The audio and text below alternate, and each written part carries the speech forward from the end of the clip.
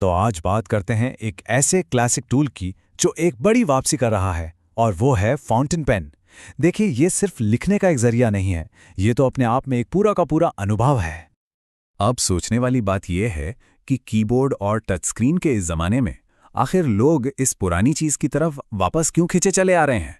ये सिर्फ पुरानी यादें ताज़ा करना नहीं है, बल्कि ये एक अनुभव की तलाश है, कुछ असली, कुछ टिकाऊ बनाने की चाहत है। देखिए, ये कोई आज की बात नहीं है।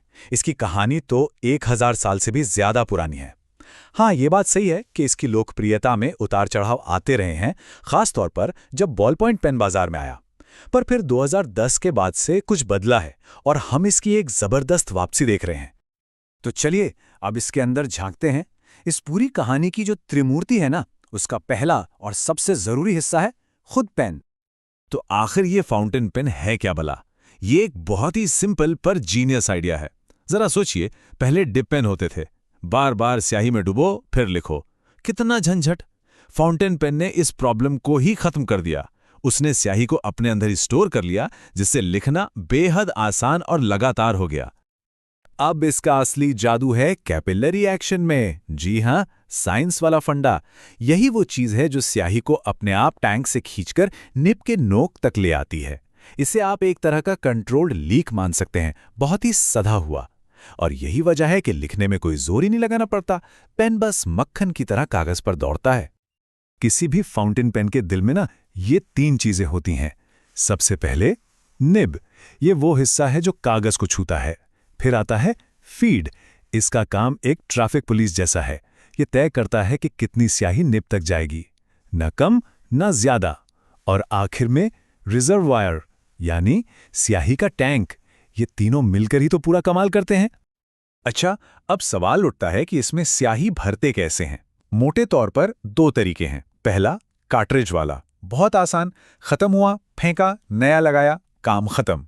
पर इसमें दिक्कत यह है कि रंगों के ऑप्शन ज्यादा नहीं मिलते। और दूसरा तरीका है पिस्टन फिलर वाला।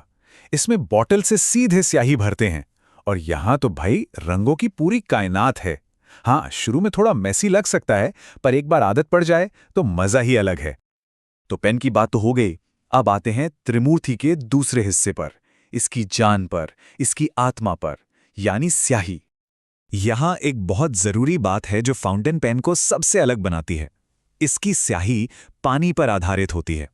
ये बॉल पॉइंट पेन की तरह तेल वाली चिपचिपी नहीं होती, और इसी वजह से ये इतनी स्मूथली बहती है। और कागज पर वो जो खास एहसास आता है ना, वो इसी की वजह से है।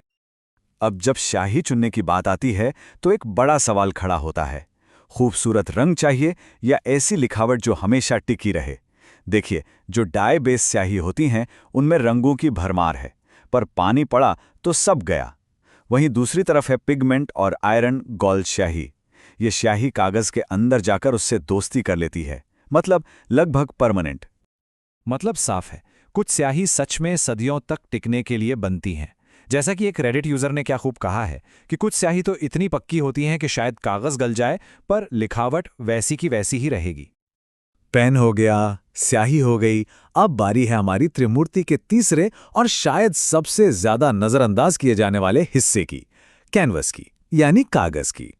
जब भी अच्छा कागज लेने जाते हैं ना, तो एक शब्द बार बार सामने आता है, GSM। इसका सीधा सा मतलब है ग्राम प्रति वर्ग मीटर। ये कागज का वजन या उसकी मोटाई बताता है। जितना ज्यादा GSM, उतना मोटा और भारी कागज। तो फाउंटेन पेन के लिए शुरू कहां से करें? एक अच्छा स्टार्टिंग पॉइंट है 80 से 100 GSM के बीच का कागज। ये ज्यादातर स्याही को आर पार जाने से रोक लेता है और बहुत ज्यादा भारी भी नहीं लगता।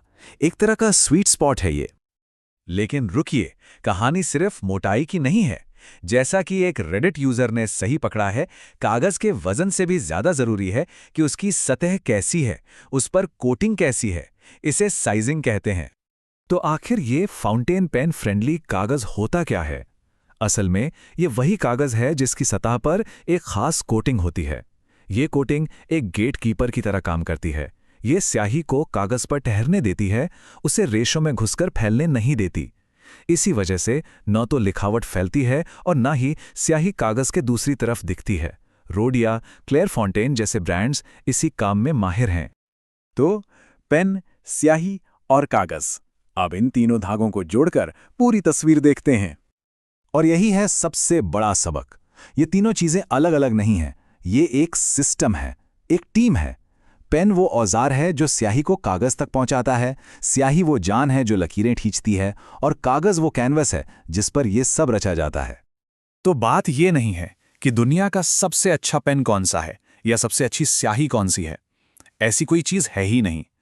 असली मजा तो उस कॉम्बिनेशन को ढूंढने में है जो किसी के लिए परफेक्ट हो, जो किसी की लिखावट, पसंद और काम के हिसाब से सबसे सही बैठे।